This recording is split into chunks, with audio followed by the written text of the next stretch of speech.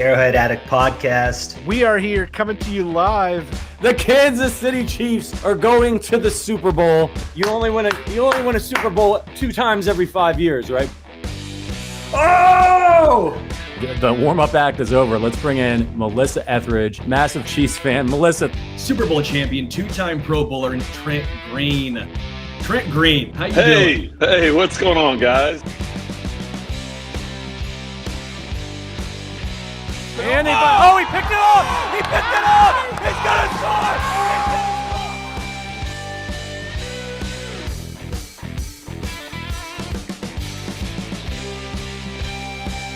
And we'll see you next week. But until then, as always, go Chiefs.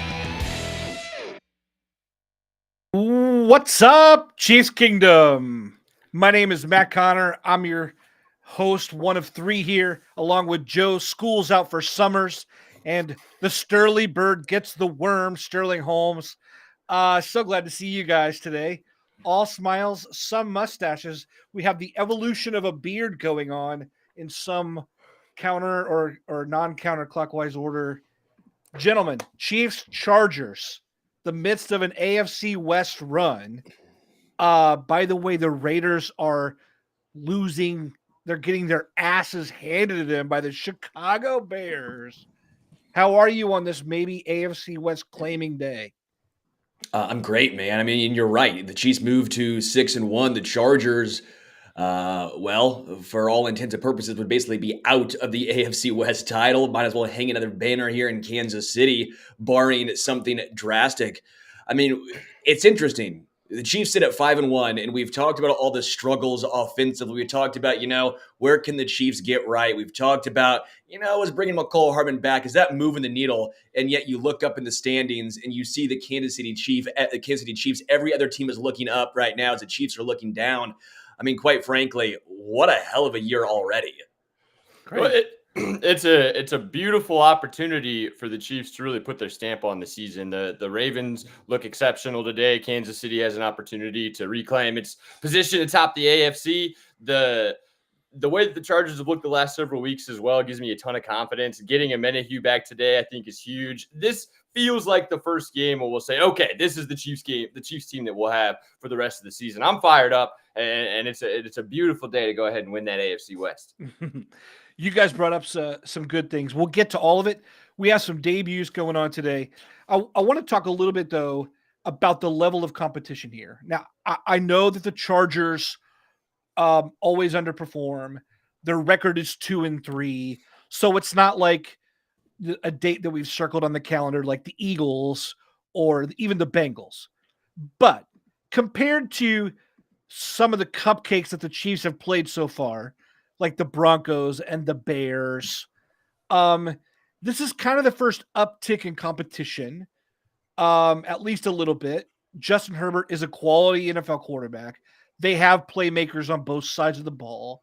How are you feeling about like for me, I guess I'm thinking I'm anxious to see the Chiefs against a little bit better teams than what we've been playing the last few weeks.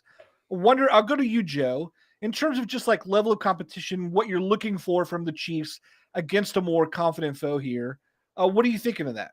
1 second, as the Bills just are about to get hand an L as the Patriots just marched all the way down the field and took a lead. Mac Jones, who would have thought, getting it done. Bills score a late touchdown and the 2-point conversion. We think it's okay. Of course, they got out by the skin of their teeth. Next thing you know, Mac Jones goes all the way down. Looks like the Bills are going to lose. Joe, back to you for that question. But I wanted to get some pertinent information out to everyone right there. Well, so the Chargers, this at least iteration, particularly defensively, isn't what we have seen in years past. Khalil Mack is having a great season, but outside of that, the Chargers have been pretty awful defensively. They give up more passing yards per game than any team of their 5 opponents to this point. 4 of the 5 quarterbacks had a season high in passing yards, and the 5th was Ryan Tannehill and had 10.3 yards per attempt. So this is a great time for Patrick Mahomes to come out and sling the rock. Their secondary has been atrocious, and they run zone coverage at the 8th highest rate in the league, despite not being very good at it. You might remember that last week is what Travis Kelce destroyed zone coverage. So I expect a huge game from Mahomes, from Kelce. Rashee Rice should continue to take over as that wide receiver 1. What I'm really interested in, though, in terms of the level of competition, is how the defense looks against Justin Herbert, because he's kept the games close against us basically his entire career. So if the defense can come out and stifle the Chargers offense, get a Minifew in there. Chris Jones is having an unbelievable season, shooting up Defensive Player of the Year odds. Like, that's going to be the true test for me, because I expect the offense to score because of how bad their secondary is.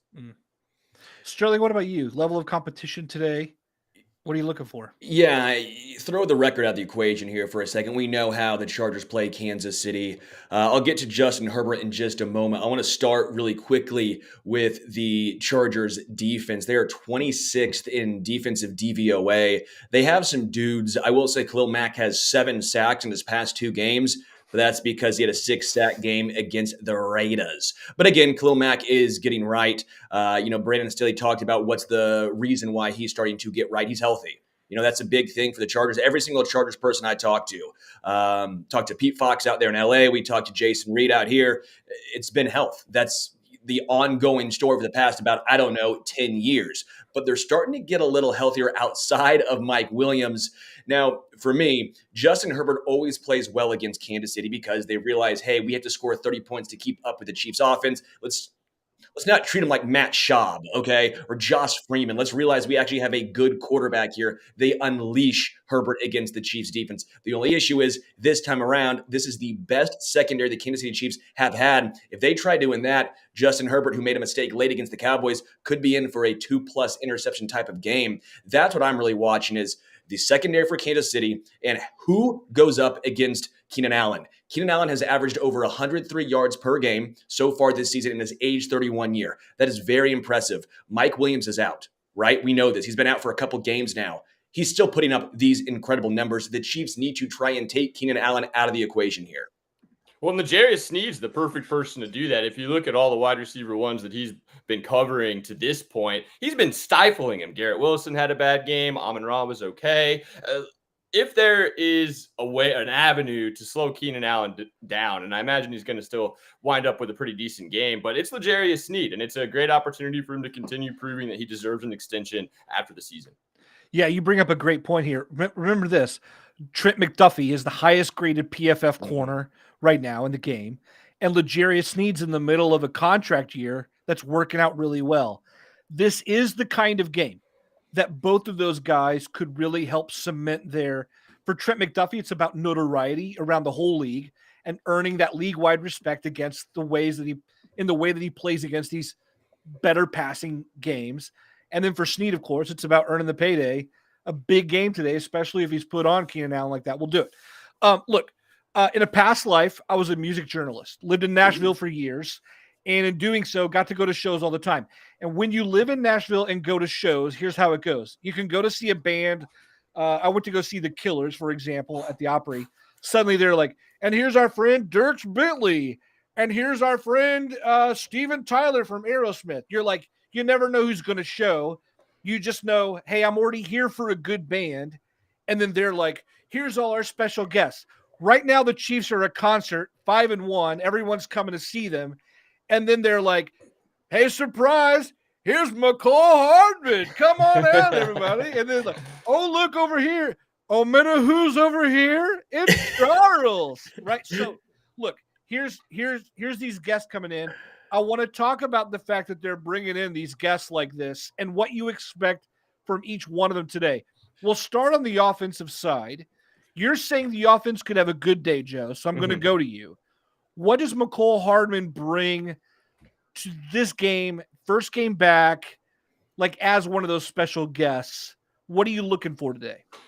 Honestly, I think his biggest involvement is going to come in the red zone. Like, I don't think he's going to be heavily involved between the 20s, but in the red zone, he's routinely been one of Patrick Mahomes' favorite targets. The Chiefs last year, we were second league-wide in red zone touchdown conversion. This year, we're 17th. And McCall Hardman, I looked back, every year that he was with the Chiefs was either first or second amongst all receivers on the Chiefs in red zone targets. So those gadget trick plays, the jet sweeps and stuff like that we've been running for Kadarius Toney, I expect in the red zone that to filter to Hardman, which will allow Toney to be a normal receiver and not be kind of a square peg in a round hole type of situation. But I do expect us to see a couple of those trick plays down in the red zone, and I think that's where his impact can be most felt. Yeah. Sterling, what do you expect from McCole, and even how much playing time there? Like, what do you think? That was perfect. You know what, Joe, you must have been listening in on me today. I already did 3 hours on 8-10 this morning from 9 to noon. And same thing. I mean, that's where I expect McCole Hardman to be effective. He's known as a burner, but I think it's a little bit of a misnomer. Yes, he's very, very fast, but that's not his game. He's not an MVS or a Justin Watson down the field guy. He's a burner, but in the gadget sense of the word, a guy who can potentially help the Chiefs in the red zone, which is funny to think a 5'10 guy might be the answer to helping the Chiefs in the red zone. You brought up the numbers. The Chiefs are 17th in scoring touchdowns when they get into the red zone. Last year, McCole Hardman had 6 touchdowns in 8 games. I do expect that to be where McCole Hardman is used and where the biggest uptick in his effectiveness actually is. I don't expect him to play necessarily a ton. I know folks are saying, no Justin Watson in this game, which we'll get to the inactives in just a moment, but no Justin Watson, obviously. Well, does that mean McCole Hardman's going to play a ton? I don't know.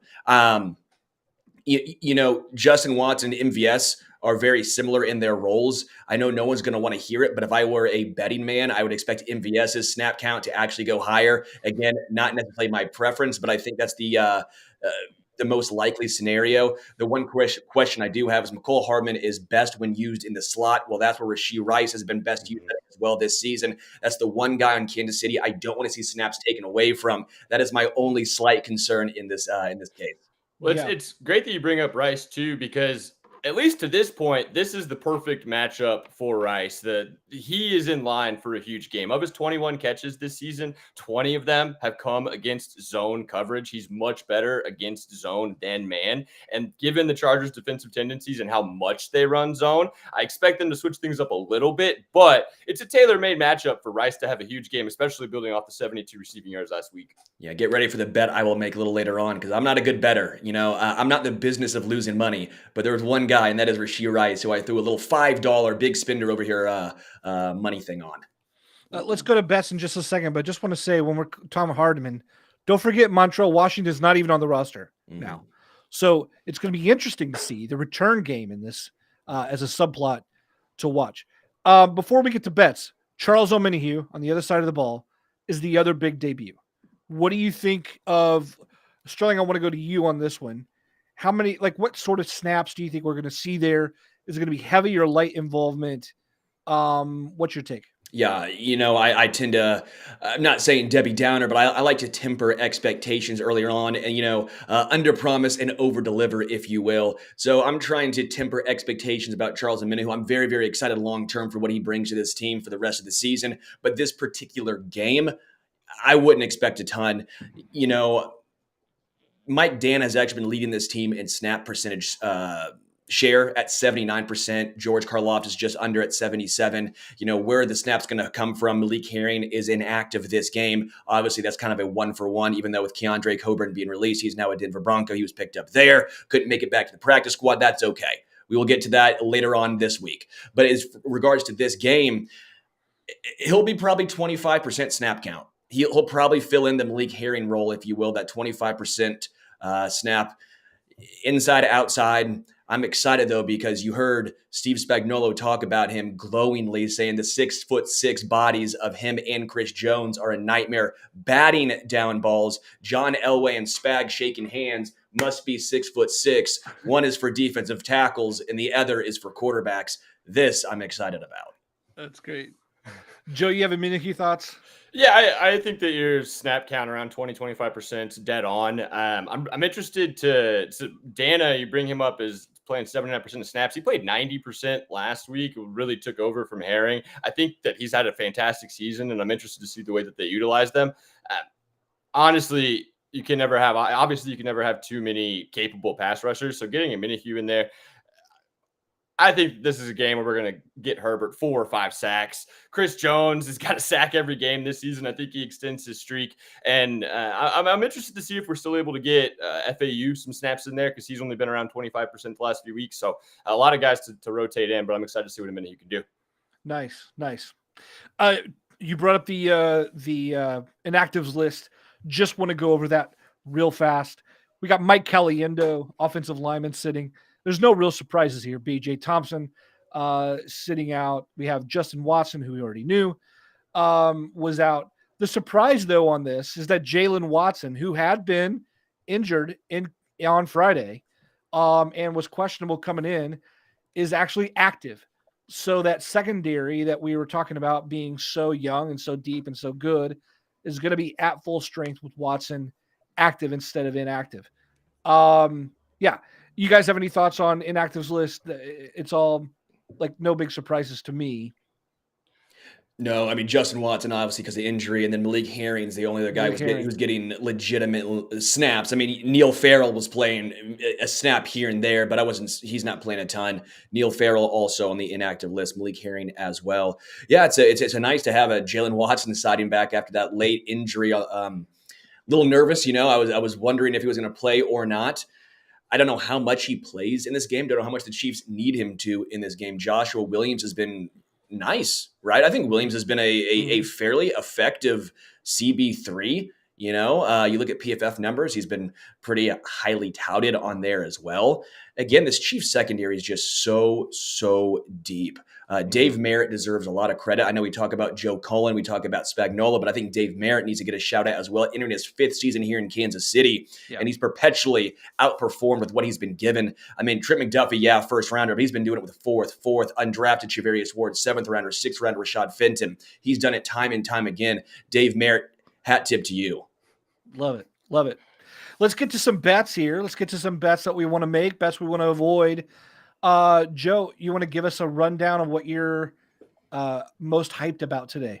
Yeah, so we've got several. So first, the biggest trend for me this week, we've got the Chargers on a short week after we had 10 days of rest. The line is sitting at Chiefs -5.5, which might sound a little bit trappy, but every single team that has played the Cowboys this season has failed to cover the spread the following week. They're a physical team. They're tough to play. Coming off Monday Night Football against that defense, I expect Kansas City to have an opportunity to attack. So I like us to cover the 5.5-point spread. But the reason that I like us on top of the Cowboys is that Patrick Mahomes should have a huge game. I mentioned earlier, 4 of the 5 quarterbacks that have faced the Chargers had a season high in passing yards. The 5th had 10.3 yards per attempt. So Patrick Mahomes over 278.5 passing yards. I think that he's due for a huge game. And Travis Kelce is the Chargers killer. Mentioned the Chargers play zone coverage at the 8th highest rate in the league, but they're not good at it. And in his last 5 games against the Chargers, Kelce's averaging 7.5 catches, 110 yards, and over a touchdown per game. He's got 6 touchdowns in 5 games. So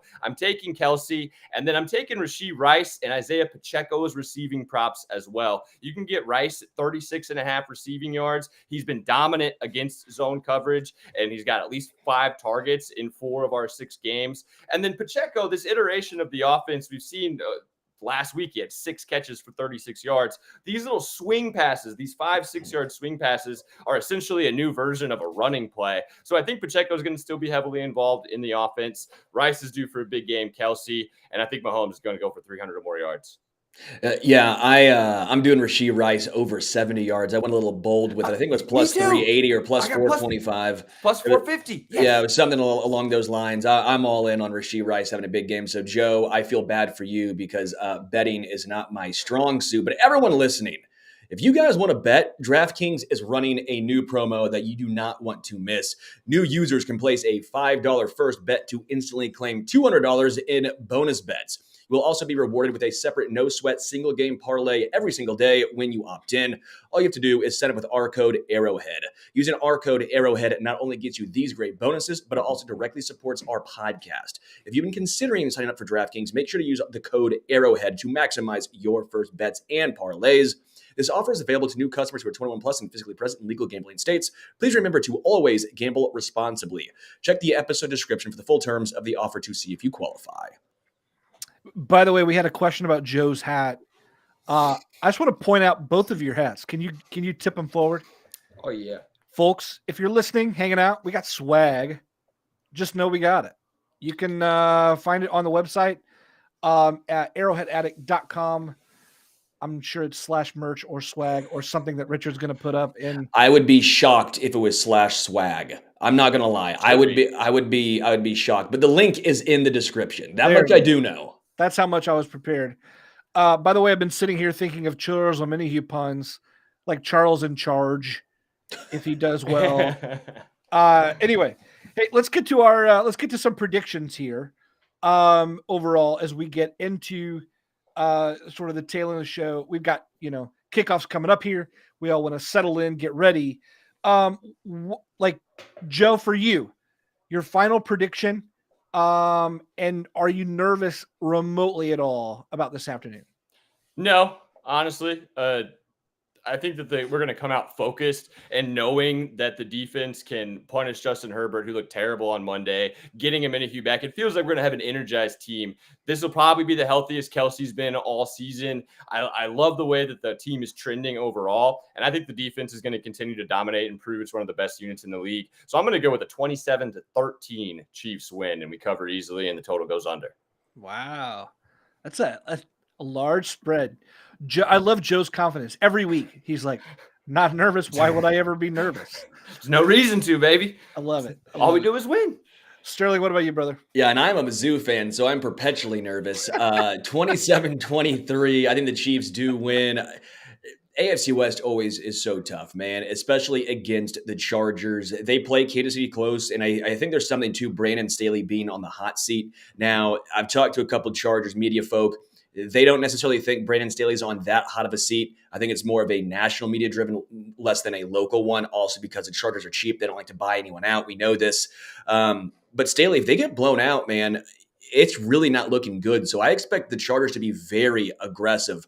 He had that reputation early on that he was a very aggressive head coach. And then he really took a step back and was very unaggressive for the last couple of years. And this year he's trying to ramp it back up a little, but I expect him to be very aggressive against Kansas City. You have to beat the Chiefs with touchdowns, even with the Chiefs offense not being as potent as it once was, or at least as effective so far, and that's a little nerve-wracking, right? 4th and 2, fake punts, fake kicks. I mean, we've already seen a couple fake punts work against the Chiefs this year. So Dave Tobe and the special team unit needs to be ready. One final thing that I think is actually a positive for the Chiefs.